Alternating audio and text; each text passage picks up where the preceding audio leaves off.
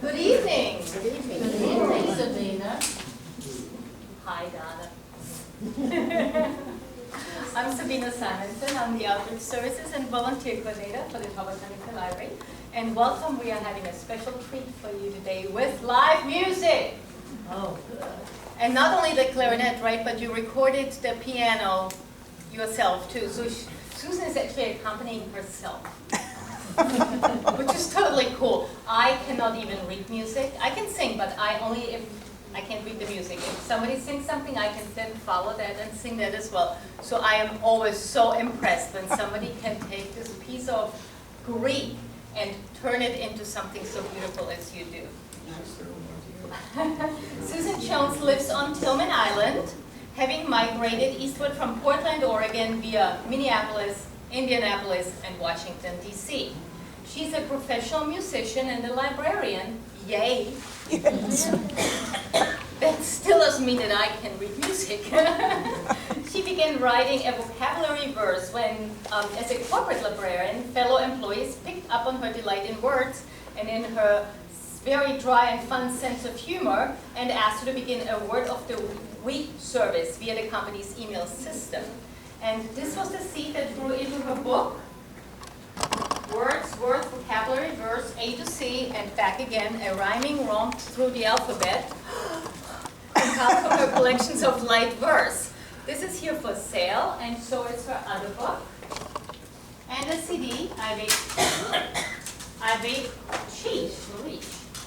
vaguely recall, and she'll be happy to sign it at no extra charge. Ladies and gentlemen, I give you Susan Jones. Thank you. Thank you for coming, and happy National Opera Week. I know you've been celebrating all week, haven't you? I hope so. But speaking of opera, which we will be for the next 45 minutes or so, I'm going to talk about 7 different women, the characters of 7 different operas. And for each woman, for each opera, I'll be playing an aria, or part of an aria. And in the process, I'll weave in some original verse and maybe talk about a few words along the way. But first, I want to start with a question. If we were to hold a vote, an election, for the most popular opera heroine, who do you suppose would win that election? Whom do we think of? What female opera character do we think of when we think of opera? Maria Callas. Well, Maria Callas is good, but I mean the character, not the diva. Mimi and Love. I heard someone. Mimi. Carmen. Oh, Carmen. Carmen. I vote for Carmen. And my roadie's having problems here.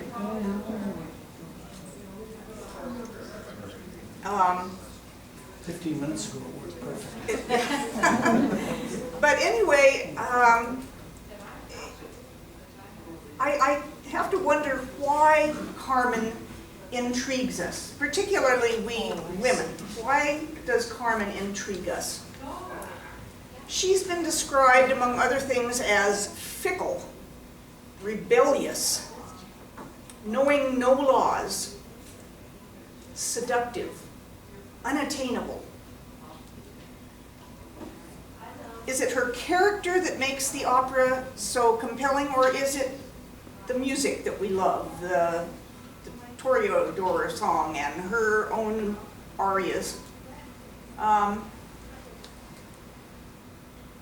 There's a line from a review, the New York Times, that Will Crutchfield wrote about 20 years ago. He said, "But the Seguidilla, sung for the private benefit of Don José when she, Carmen, needs his help, opens up a whole new spectrum of deliciousness." Carmen doing her seductive dance, the Seguidilla. a Spanish dance in triple meter. Doff inhibitions and toss that mantilla. Put on your sultriest pose. Feel that provocative pulse. 1, 2, 3, yield as delirium grows. Bend to the rhythm of ancient Sevilla. Sway in a sensual dance. Sing and seduce with a smooth seguedilla. Tantalize, dazzle, and trance.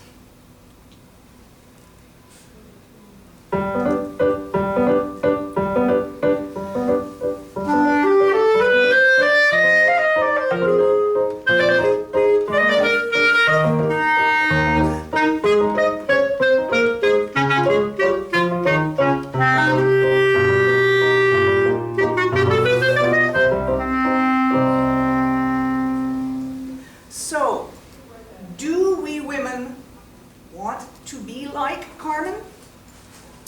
To tease, seduce, to flaunt our wiles and charm and our allure?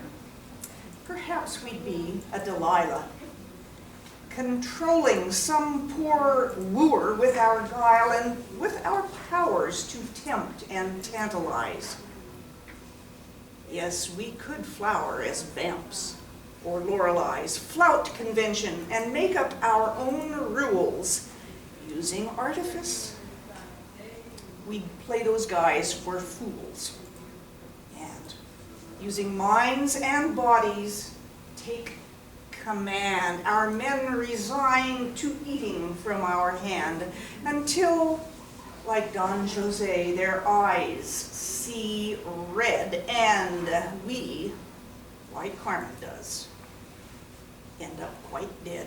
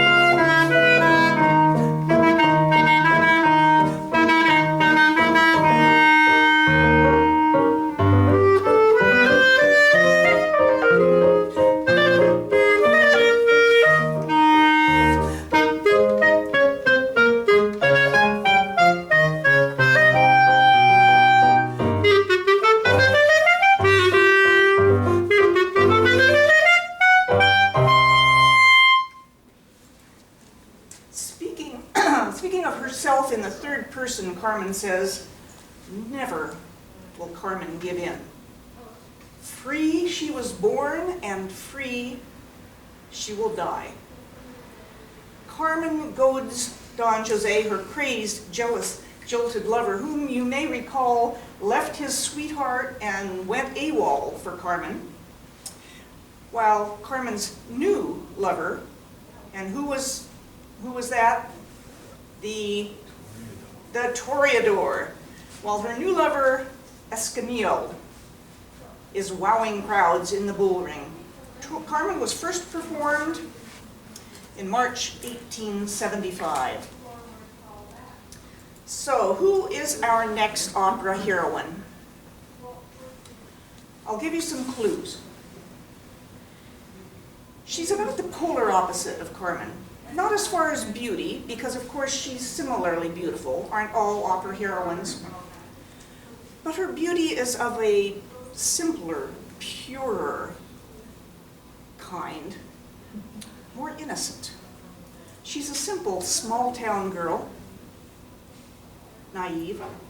She has an older brother who's away at war, And she has a young man who adores her. And the biggest clue of all, she meets a dashing young stranger and is overcome. She succumbs to the allure of a chest of jewels left on her cottage doorstep. Who am I talking about? Anyone know? Sounds like Faust. Hmm? Sounds like Faust. It sounds like Faust because it is Faust. But the girl's name is Margarita. So she's Margarita, as we said, from Faust, first performed in March of 1859. She's so innocent, yet what happens when Mephistopheles gets involved? And the lonely, unfulfilled, despondent, despairing, aging scholar Faust, whom Mephistopheles has transformed into a dashing young man in exchange for what? For his soul. And what happens to Margarita? Can she resist the jewels that are left on her doorstep that Mephistopheles left there? You be the judge. Here is the celebrated soprano solo that Gounod has her sing. It's called "Oh Dieu, que de bijoux," Oh heavens, what jewels. And we, of course, have adopted that same word into English. And it means a jewel or something some intricately wrought treasure. So here is Margarita's aria. She's trying on the jewels. She's looking at herself in the mirror that Mephistopheles so conveniently provided for her.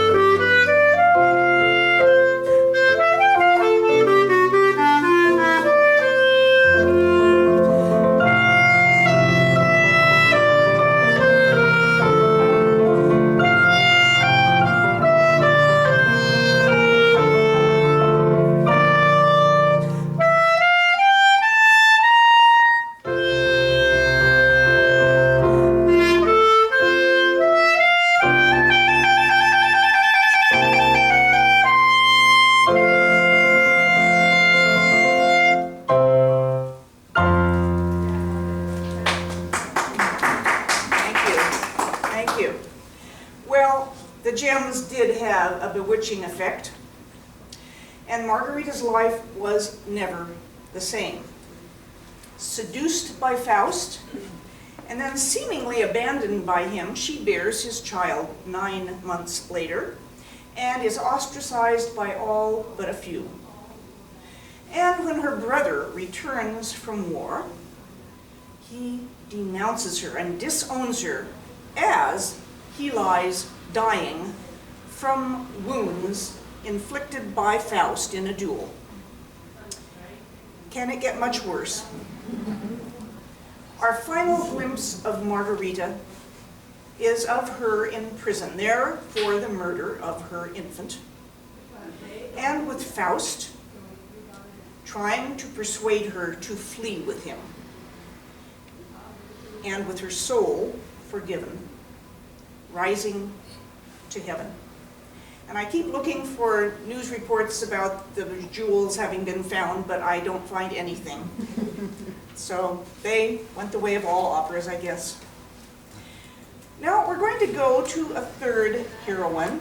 We're going to go from a mother who murdered her infant, to another mother who murdered her husband, and who tried to kill one of her sons.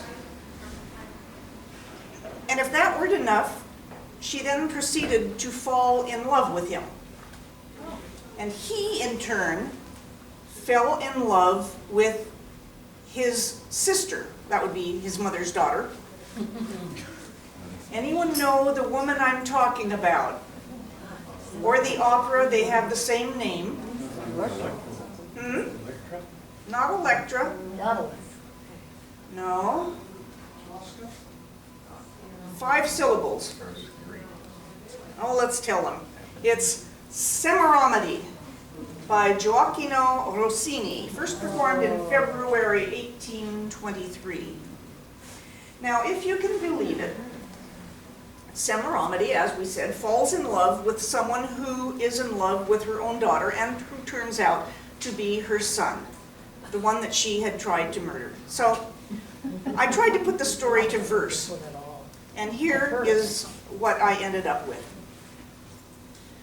Far away across the sea, in ancient history there dwelt the queen of Babylon named Semiramide.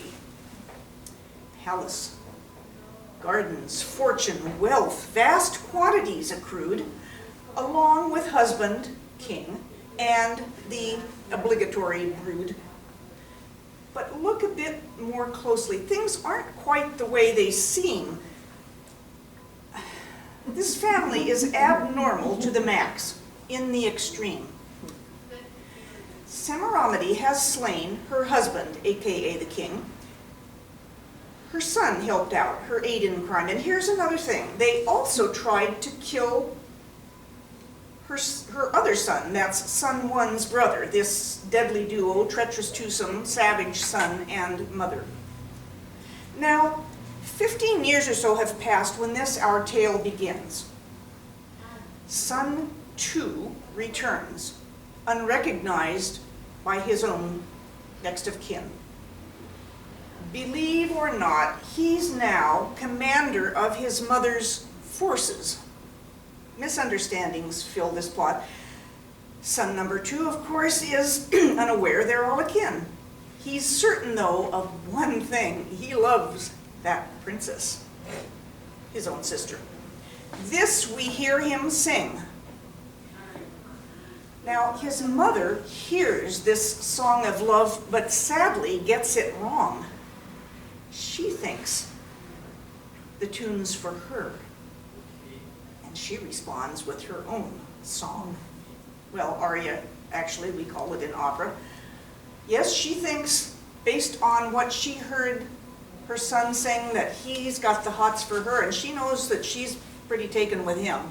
So she responds with her own aria, Bel raggio lusinghier, a bright ray of hope.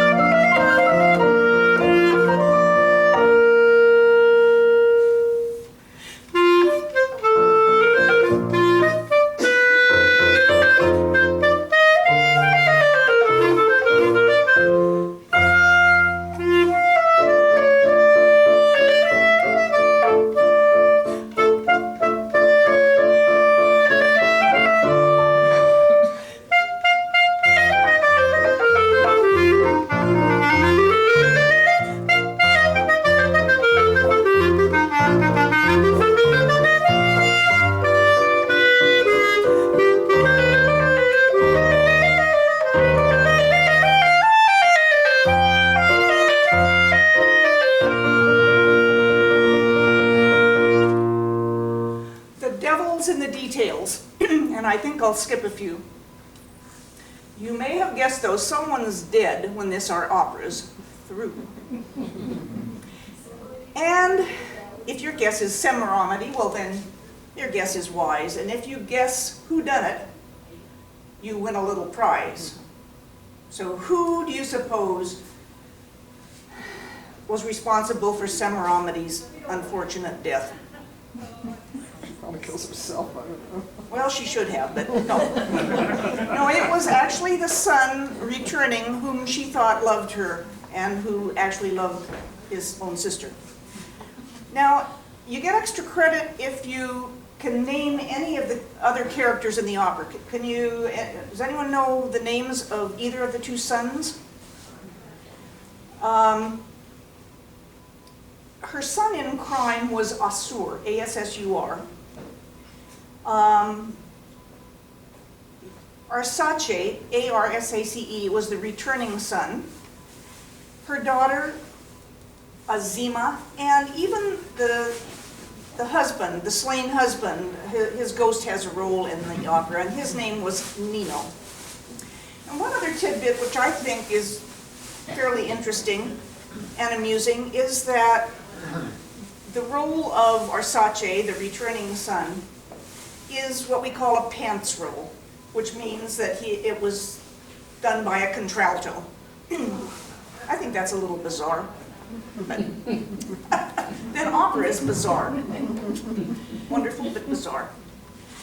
So, the story of Semiramis always makes me wonder, if you kill your husband, do you qualify for widowhood? I can't really think of Semiramis as a widow somehow. Anyone know what another great word for widowhood is? Well, then I'll share one with you today via a verse I wrote. I find some incongruity about this thing, viduity. That would be the word, viduity. A woman, say, could douse, snuff out her pesky spouse. Does she now qualify for widow's weeds? Her evil ingenuity has won her his annuity, his pension, and the house, and all the law allows, should she escape the blame for her bad deeds. So, viduity, you go home with another new word. We're going to go on to another widow.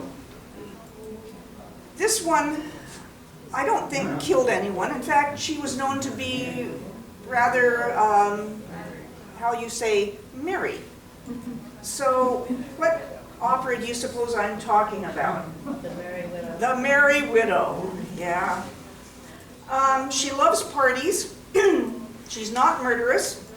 And during the course of the opera, she sings a very, very famous aria, which quite often gets sung at New Year's Eve concerts.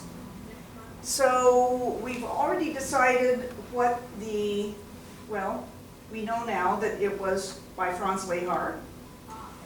And this is the aria she sings. The opera itself has a fairly simple plot.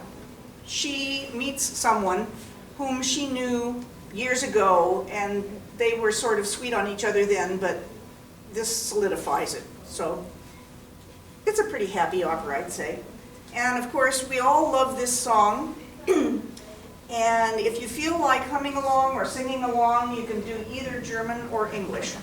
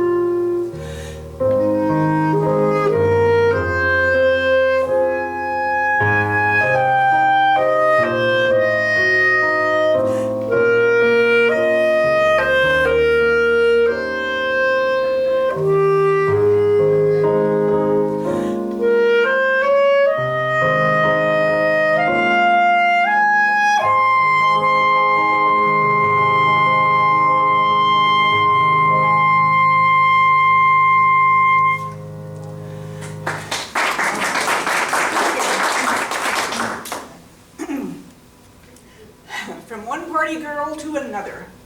In fact, our next heroine was such a party girl and had such a taste for pleasure that her parents were distraught enough to decide to send her to a convent.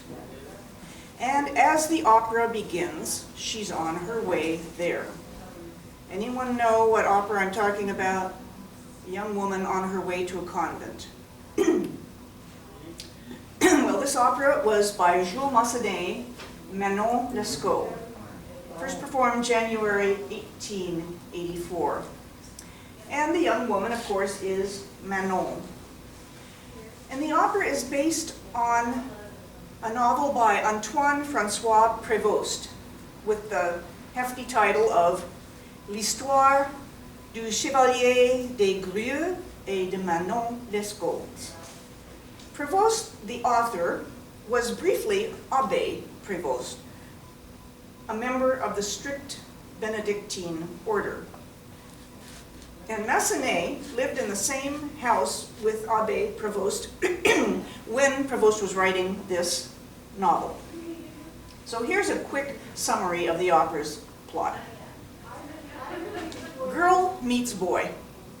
Girl, Manon, a 15-year-old on her way to the convent, on her way to meet her cousin who will take her to the convent, meets man, Guyot, and then boy, des Grieux, the other name in the title, Le Chevalier des Grieux, etc. Girl flees with boy in hijacked coach. Boy is abducted. Girl sighs, shrugs, then proceeds to lead a glamorous life, playing man one against man two, until she discovers that boy is about to take holy orders. Girl rescues boy from seminary and introduces him to the gambling and glamorous life. Girl and boy arrested for cheating. Well, it's during this most hedonistic period that this next selection takes place. Manon sings her recitative, Je marche sur tous les chemins. I walk along every road just like royalty. And then the aria, when the voice of tender love calls, answer always. And then the gavotte, let us make the most of our youth. And I want you to listen in two places for Manon's laughter.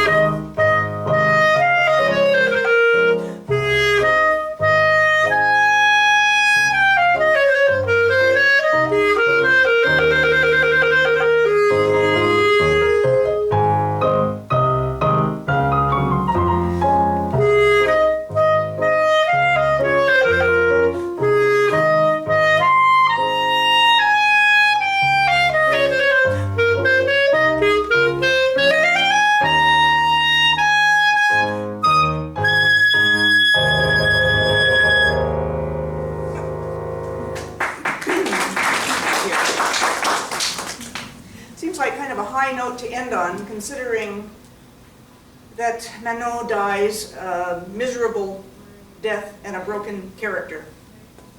As to how the plot continues,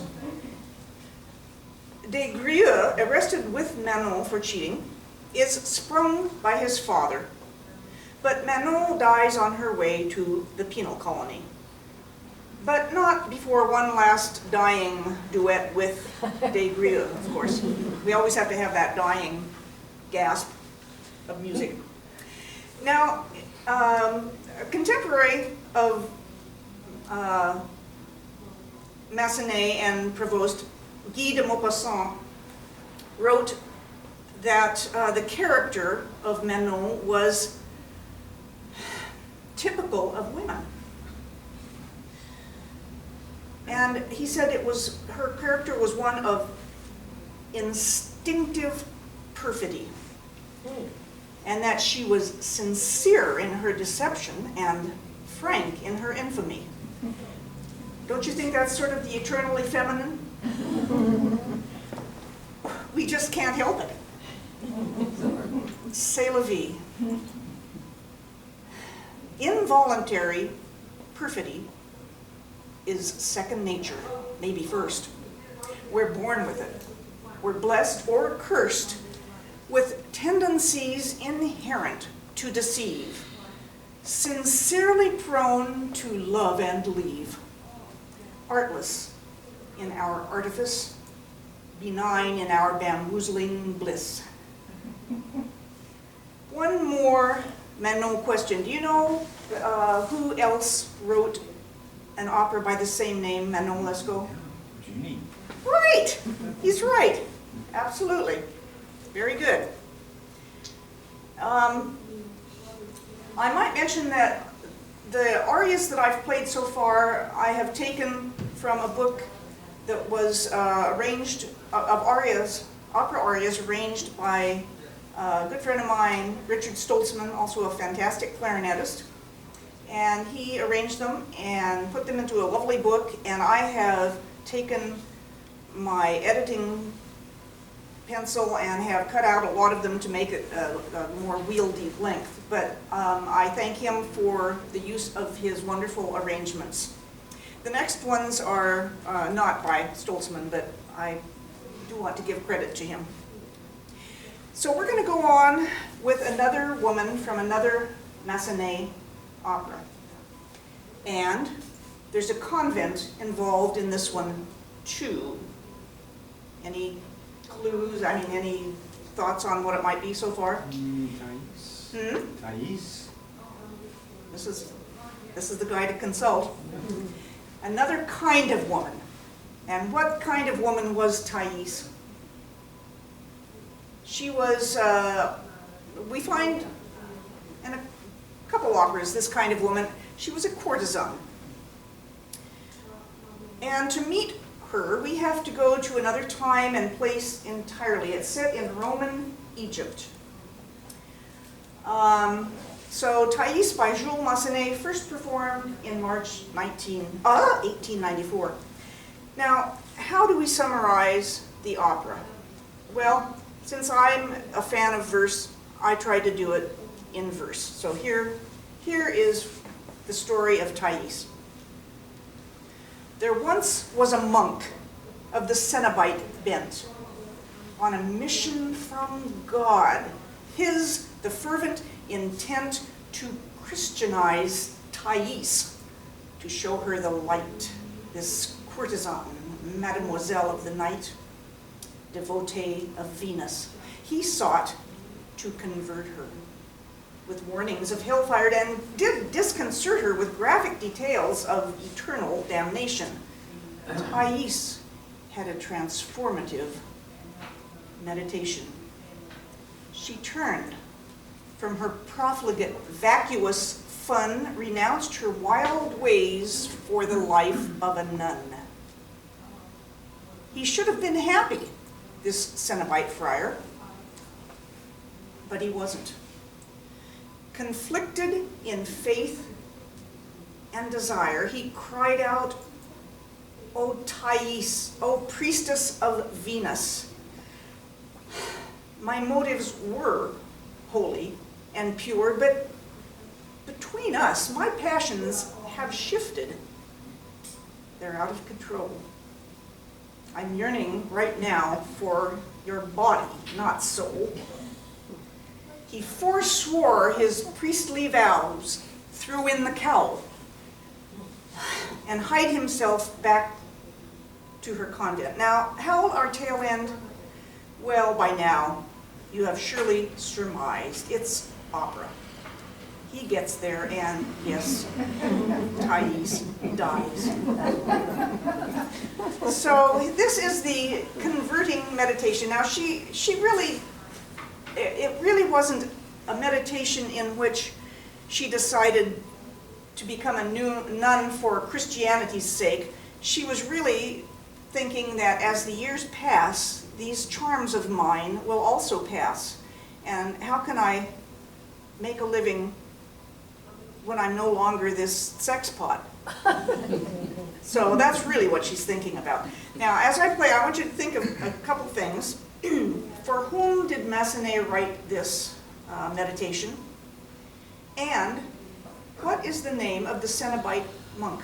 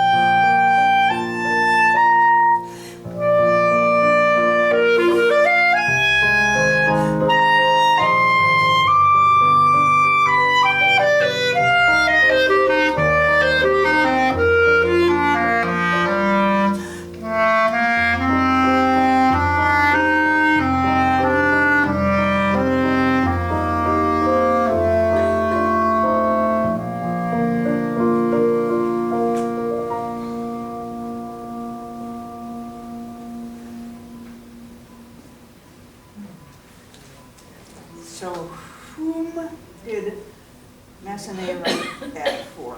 If you were at the opera and you heard that melody, it would be sung by Thais, or it would be what?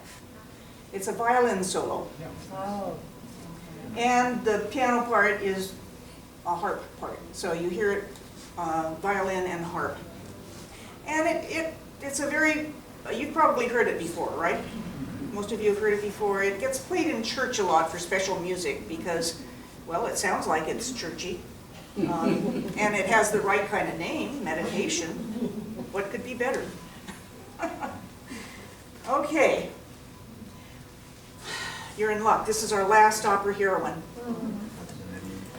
And like Thais, she is also a courtesan. Probably the most famous courtesan of opera, and I would be talking about who? What is her name? Violetta. Violetta. And Violetta is from the opera La Traviata, The Woman Who Strayed, by Giuseppe Verdi. First performed March 1853. Now Violetta, was based on a real character. Anyone know the name of the character? Can you remember? Marie Duplessis, who was the woman behind Alexandre Dumas, the son's novel La Dame aux Camélias, and with whom Dumas and many others were involved at one time or another. She became quite a celebrity and amazingly wealthy,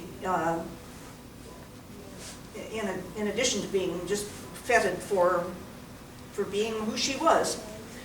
She lived a life beyond the imagination of her contemporaries, and after her death of consumption,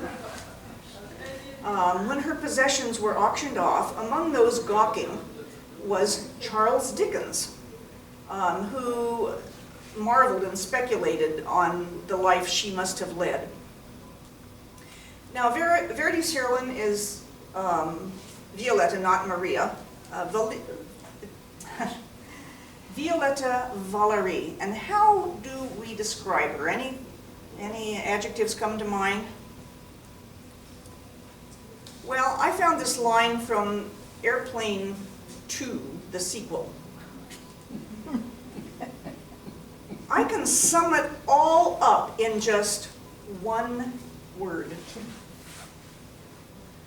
Courage, dedication, daring, pride, pluck, spirit, grit, mettle, and G-U-T-S, guts. One word. Well, there's another word too that sums up the character of Violetta Valerie, and fortunately it rhymes with the cause of her death. One word says it all. That word is gumption. Waging war with galloping consumption, racked with coughing, and in lousy fettle, Violetta shows amazing mettle.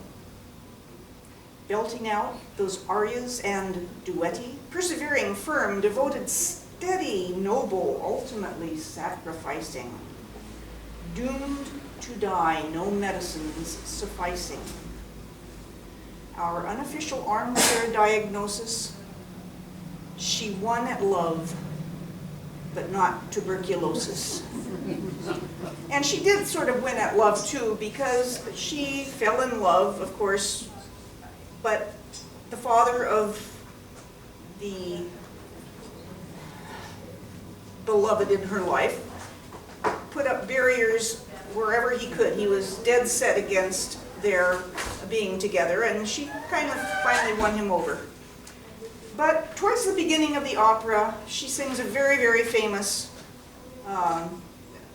aria, Sempre Libera, always free, epitomizing her philosophy of life, freedom and pleasure and love. So here is Sempre Libera from La Traviata.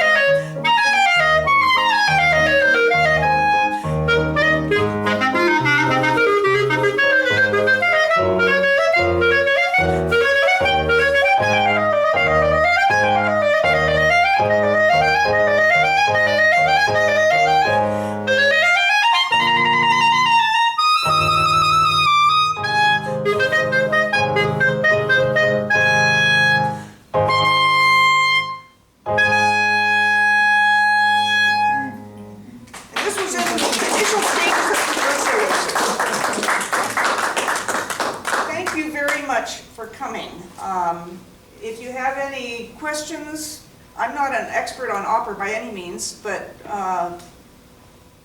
ask away. Yeah. You seem to have so many different things you do. Writing, you're a librarian, you're a musician. If you could only do one of them, which one would it be? Whichever I'm doing at the time. Right now, I think the way the opera would be written. I don't know. What would I do? Probably play the clarinet. Yeah. Do you not play professionally somewhere? I'm sorry? Do you still play somewhere in an orchestra? Or No, just for my own amazement. well, you should play somewhere. When I get calls to play, then I go and play. But I mean, I'm playing with the chorale in a couple weeks, their Christmas concert. But so I do a little bit of that kind of playing, but no, I don't. What other instruments do you play? Just piano and clarinet. Just. Oh, jeez, really? Do you have any other clarinets? Do I have any? Oh, yes. Also, Well, I don't know anyone who has an alto clarinet. Well, you mean like a basset horn? You mean? I don't have a basset horn. I have one of my specialties actually when I was playing professionally was bass clarinet. So I have that, and also I have an E-flat clarinet, and I've done Till Eulenspiegel many times. I have the right temperament. And of course I have an A clarinet in my case. So. And what? Oh, yeah, my husband and I actually have a group that we call Zefiro. And we play Brazilian music, choro, C-H-O-R-O. Anyone ever heard of choro? It's sort of enjoying a surge of awareness and popularity in the United States. And we have backing tracks that have the guitars and mandolins and whatnot, and so it's essentially woodwind music, instrumental music, and it's very fun to play. So if you ever see, notice that Zefiro is going to be playing. Zefiro is Portuguese for a breeze, a zephyr, and we thought it was appropriate since we play wind instruments. So my husband Bob plays flute and clarinet and saxophones. So we're having a lot of fun doing that. And thank you again for coming. I really, No, really thank appreciate you. it.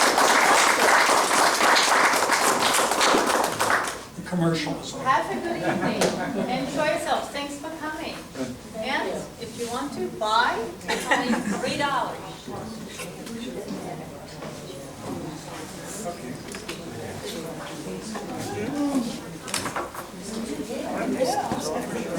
I'm amazed how you can record the piano Admiring your and line it up. That's how I love to do it.